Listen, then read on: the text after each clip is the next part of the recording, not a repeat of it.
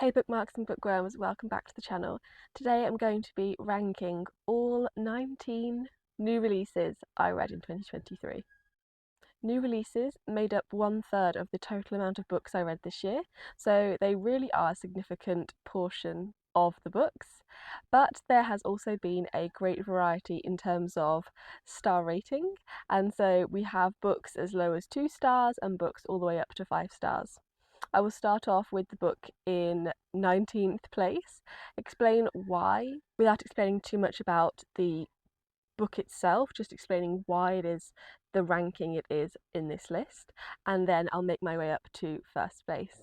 This is also the final video summarising and wrapping up my 2023 reading before I move into reading plans and goals videos and TBR videos and haul videos for 2024. So in last place is David Diop's new novel, Beyond the Door of No Return. This is fully deserving of ranking in last place, as this was such a letdown from his staggering literary feat that was At Night All Blood is Black, that won the International Booker Prize. I don't know why he decided to release this novel. It feels very unfinished, like the novel that you would need to re-edit and rework far more times than clearly has been done before publishing. I think maybe if he'd left it a couple of years, maybe there was a lot of pressure coming to put another book out on the back of the success of At Night All Blood is Black. But yeah, I don't know what happened here, but there was virtually no plot. There was virtually the writing was not interesting or good at all. The characters were just bland and forgettable, and just the whole thing was a massive fail. So yeah, thoroughly deserving of last place. We are on to the 3-star reads now. So in 18th place we have Cuddy by Benjamin Myers. Benjamin Myers is one of my favourite authors. I have loved several novels of his, just sadly not this one. This one is doing something very interesting structurally. There are big sections of this novel that are purely told through references, including the actual reference underneath it. So it's just basically quoted text with the reference underneath for pages and pages and pages and pages and pages. And so it is very experimental. It is not the normal sort of novel standards that I read. And so whilst I applaud him for breaking, I guess, new ground and trying to push the boundaries a bit of the novel form, for me, as a reading experience, this couldn't be justified as more than a 3-star. As much as I love the author and have got on well with his work in the past, and no doubt will go on to pick up more brilliant books by him, I just can't justify a higher ranking than this because of the amount of amazing books that I read that are higher up the list than this, and the fact that this just didn't work for me, which is fine. We all have books that don't work for us. So going on to 17th place, we have Yellowface by R.F. Kuang. I read Yellowface back in April and I had a really nice time reading it. The reading experience of that book is very good, but I wouldn't necessarily say that it is an amazing, outstanding book. I think the way it was received on social media influenced in a way, and this is the only book where social media influenced my rating, particularly of the book, where I think I was going to rate this about a 4 and ended up dropping it down to a 3 because I just felt that it was being overly inflated to what it actually was. People were adding extra significance to it that it didn't merit, and it just felt like a bit of a show, a bit of a pantomime around this book.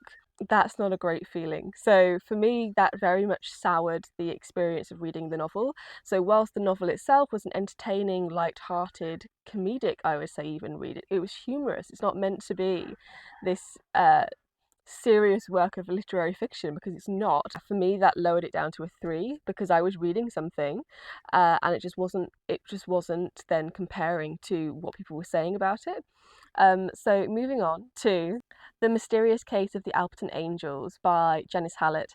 I've read 2 Janice Halletts now, and I gave The Appeal 5 stars. I really liked the formatting of that. The Mysterious Case of the Alperton Angels does in part follow a similar structure, but it mainly is about the plot, and the plot of which thematically is centered around a cult and the deaths of some young people. So for me, it was an intriguing and compelling enough read, and it had enough pace and plot to it going on, and it was complex enough in plot for me to finish it. I mean, there's no book on this list that I haven't finished.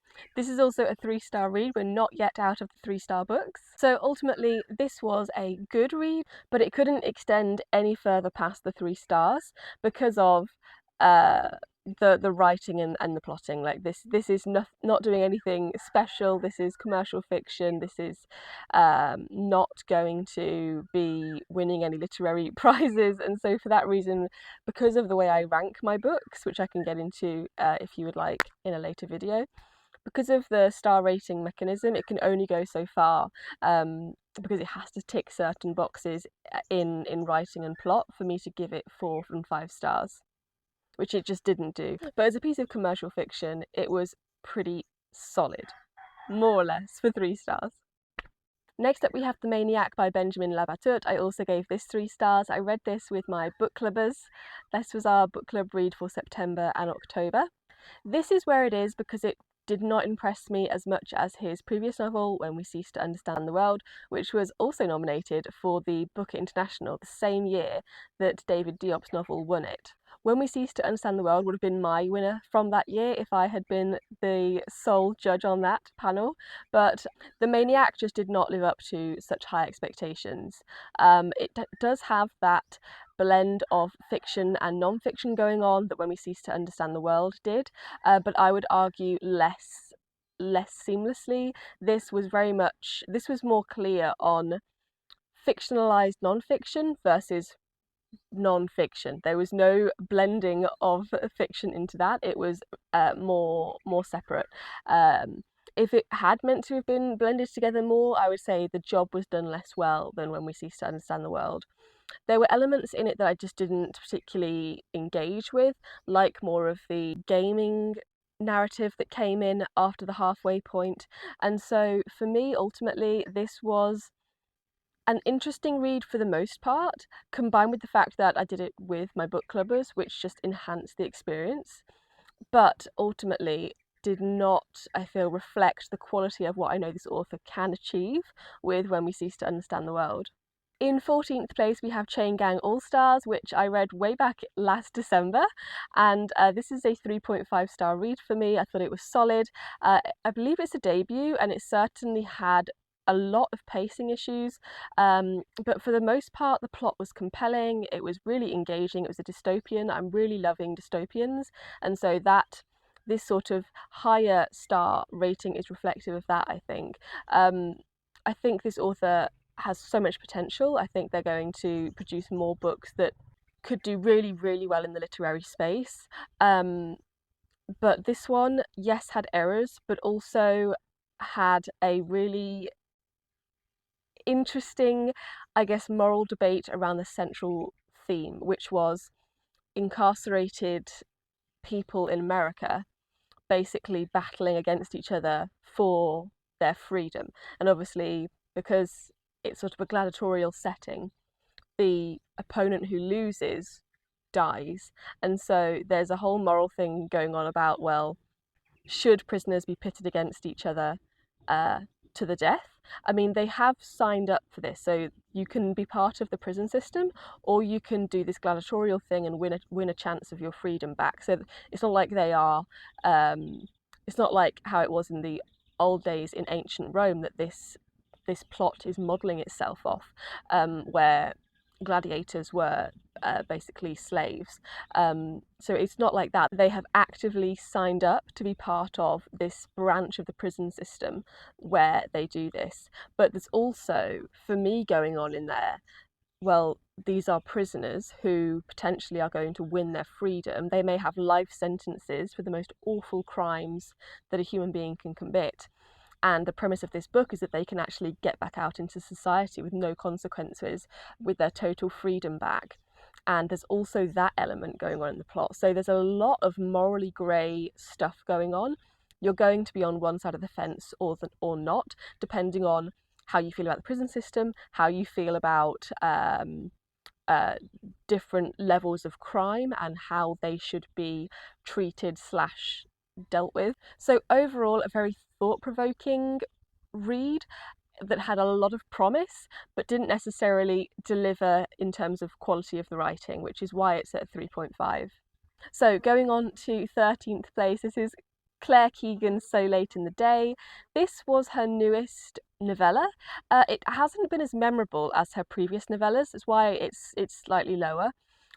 This is basically about a man who is treating his wife as if it's still the early 1900s, where she basically is just there to provide a meal and maybe sex at the end of the day, and there's nothing more that he feels he needs to give as a man other than bring money home to put food on the table. They don't have any children, and it just feels it just I think the point was it was meant to feel quite uncomfortable, even sickening, but I think that this one just whilst I understand the points that she was trying to deliver, and it was obviously Claire Keegan, so the writing was exceptional, this one just didn't hit as well as Small Things Like These and Foster.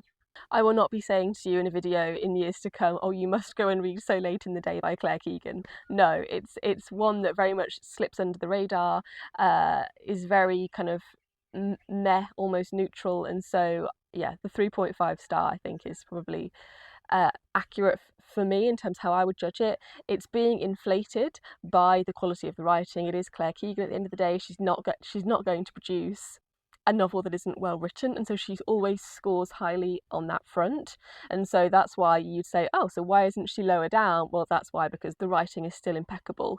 You can't fault that. In 12th place, we have Strange Sally Diamond. This I gave 3.5 stars as well. This was a really, really good thriller. This is a dual perspective. We follow a brother and sister, but I don't want to get too much into the plot because I already have a video on that, so I'll link that down in the cards below, or you can just go and Google it for yourself. So why is it here on this list? Why is it in this kind of middling spot? This had a really, really solid narrative, and it made sense, and it was compelling, and the writing was good. The reading experience was good. The only thing now between these top, I guess, 12 are tiny, tiny differences. So it really is good. I'm not saying this is bad at all, even though you're thinking, it's in 13th spot out of 19. I read some amazing new releases this year. A lot of these are, from now on, all of these are 4 stars and above, and I still have 12 to go. So this is by no means a bad 2023 year of new releases. I thoroughly recommend you go and check all of them out because they're all great. Strange Sally Diamond, if you're especially into commercial thrillers and want to stretch and extend more into literary thrillers, I would say this one would be a good one for you because the plotting is well done but very easily accessible. There's not a lot of complexity going on in the writing here. There's not a lot of layers going on, and so it really is at face value. You can take it. This is the one where the woman burns her father in the family incinerator because they live on a farm. And so yeah, if this one is ringing alarm bells because you think you've heard about this book already, this is the one. This is the one where a woman puts the body of her father into an incinerator and thinks that's totally fine. Next up we have The Christmas Appeal by Janice Hallett, the second Janice Hallett on this list. I literally only read this because I wanted a Christmassy read this year, and it ended up being pretty good. Certainly this one was not as good as The Appeal. I mean, of course it's not. This is just a Christmas book that she's pumping out for, you know, cashing in at that time of year. Hats off to her. I would all do the same, I'm sure. But it was still entertaining, had some familiar characters in there, familiar setting, set around a pantomime, so it's doing all things well. It's a 4 because it had high enjoyment factor, but now we're getting into the top 10 where it is pretty much literary the whole way. Some really a lot of competition in this top 10. This is really difficult to really choose between them. These are some of my best books of the year, and we've got some absolute corkers to get through. So in 10th place we have Lone Women by Victor Lavelle. This was really great. Storytelling wise, he knows what he's doing. The plotting was good. The reading experience as a whole was excellent because you have this carrot being dangled in front of you the entire time. There is this trunk, and there's something living in this trunk, and that is carried with this woman for about 70% of the novel, and you're always thinking, okay, when is this going to be revealed? When are we going to find out the significance of what's inside this trunk? And so the reading experience, you are dragged through very subtly by this underlying plot point, as well as all of the threat of violence that's going on. It's set in the Midwest of America as this woman seeks to start a new life. So this is a really great book. I will leave in the description box down below another ranking 2023 release video that I filmed back in July, where I have more information on the actual story itself. So going on to 9th place, then we have The Square of Sevens by Laura Robinson Shepherd. This is a 4.5 star read because this was just utterly wonderful and so captivating and magical. It actually has a tarot card element to it. It has a fortune telling element to it.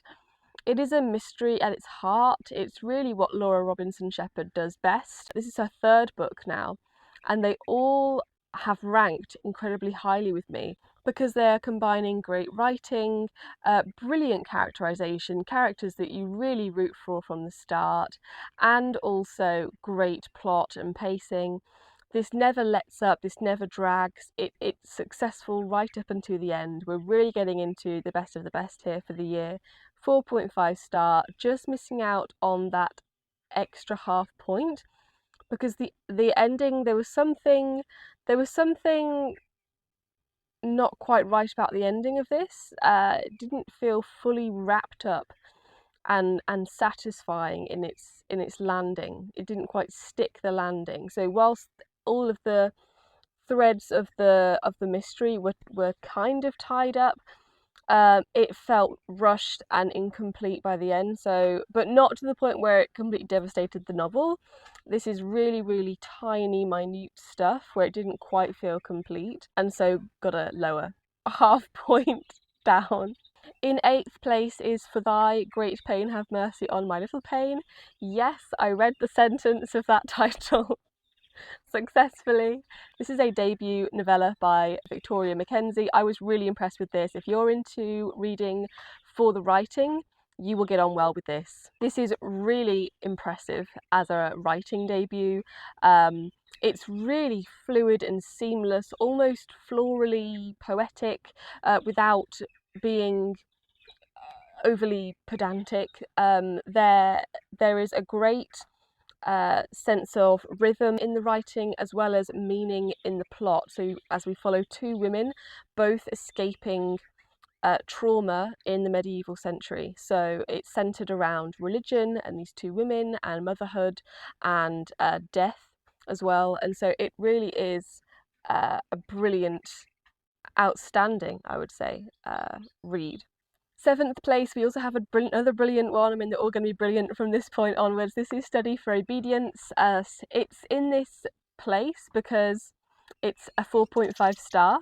The writing is fantastic. This has had a lot of criticism and praise, I would say in equal measure, but it's definitely getting praise from me. I really enjoyed this. Thematically, it was interesting. It had a lot of layers going on. For a novella, it really technically delivered a lot of what a novella needs to, especially when it came to the ending, flipping the narrative, sticking the ending. That was all technically done very well. I will leave my August wrap up linked in the description box below, where I go into more detail around why Study for Obedience was so great. But also I know that you guys have heard about Study for Obedience on almost everybody's booktube channel, certainly the booktube channels that I follow now, so you've already had a wide range of opinion around this book, so I guess you can see for yourself which category I fall into, and the fact that it is ranked incredibly highly. I mean, 4.5 stars, that's pretty damn amazing. 6th place is Wayward. This is also 4.5 star, a really nice historical fiction and magical realism piece. This is also a debut. I mean, I've got some really great debuts going on here. but absolutely excellent. This is very reminiscent of Evie Wyld's The Bass Rock, if you like that three women perspective, all centering around one geographical location, then definitely go for this. It's easy to read, but it also has enough going on that it's interesting and definitely worth your time. In fifth place is Carla. I feel, again, a lot of people have spoken about this debut a lot this year so far. So this is an Irish piece of fiction centering on the disappearance / murder of a teenage girl in a rural part of Ireland. It's to do with all of the Irish themes that you can imagine, so Catholicism mainly, and the effects of that on society, whilst combining really intelligent writing. This has been one of the best writing I have read this year, along with the book that I'm going to speak about very shortly. But yeah, this was really impressive writing wise. It was using a lot of interesting narrative structures. I don't think I could have been more impressed with this novel if I'd tried, and this is the first 5-star book on this list. So top 5, we've got 5-star reads, so there is literally nothing in this now. They're all amazing, and I think you should check them all out. In fourth place then we have Age of Vice. This is a Indian thriller of epic proportions, standing at I think 560-ish pages, but you get to spend a lot of time in each character's head as we follow 3 different characters across the same story, so different perspectives as well as some backstory around each of the 3. That personally is a structure and a narrative that I like in my books, so if you know you have very similar taste to me, then this will definitely be one for you. In third place is Water by John Boyne. I was blown away by this novel. I read this month, December 2023, and this is the first instalment in a planned elemental quartet from him, the second of which, Earth, is coming out in April 2024. So this follows a woman whose husband has been disgraced. He has been the implication is that he is a paedophile. He worked on a girls' swim team, and so the implication being there quite obvious. And so she has basically fled to an island off the coast of Ireland and is basically holed up there. She's changed her appearance, she's shaved her head, she has changed her name, and she's basically trying to get as far away, well, not literally as far away, because she's only gone to an island off the coast of Ireland, but she's trying to distance herself in identity and space as much as she can. I mean, this is one of the most remote islands, with just a small shack that she lives on. There are neighbours on a farm nearby, but aside from that, there really isn't many people here.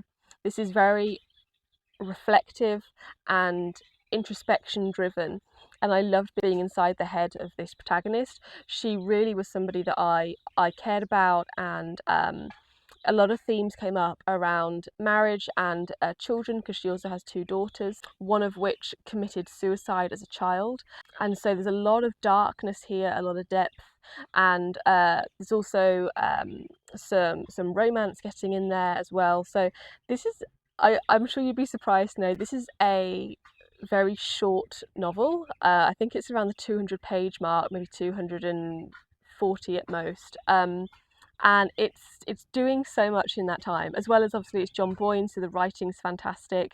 Cannot fault the writing. I personally am a reader who reads for writing as well as for plot, but the writing I read for first and foremost, and so this is a great example of the style of writing that I enjoy the most. Going on finally to second place, this is The City of the Living by Nicola Laggiola. I spoke about this in my best books video, so I'm not going to explain too much about it here because you can just go and watch that, and I shall link it in the cards above. And then in first place we have Whale. Again, I've spoken about this book to death. Both of them are in my top 6 books of the year. I highly recommend you go and check out all of the books in my best books of 2023 video. I had a really productive, successful, quality-driven 2023 reading year, and I'm hoping to produce the same results in 2024. Whether I want to be quite so new release heavy in 2024, I'm not sure, but to be honest, I think I am a bit of a magpie. I do get attracted to the new and shiny things, and so I feel like even if I were to set the intention, which I'm not, But even if I were to set the intention of trying to read less new releases, I probably would end up reading them anyway, and so I'm just going to let it roll and be very natural with, if I pick up a new release, then I do. I don't really see this whole new releases being the devil thing on BookTube that seems to pop up now and then, where, you know, prioritising backlists is viewed as better than picking up new releases. I enjoy both. 2/3 of my reading this year were backlist titles, and I don't think that will stop. All of the books that I picked out for my TBR so far for 2024 are all backlists, but I know that as the new releases come out, I will be tempted and drawn towards those too. So I think I have a healthy mix, and I will continue that into 2024. Make sure to subscribe to my channel if you haven't already. Give this video a thumbs up if you enjoyed it. Let me know down in the comments what your best 2023 new release was, and I will go and look into it. And finally, I put out 4 videos a month on my YouTube channel, but if you would like access to 2 extra videos a month from me, the sign up link is in the description box below. Happy reading, guys. I'll see you in the next video. Bye!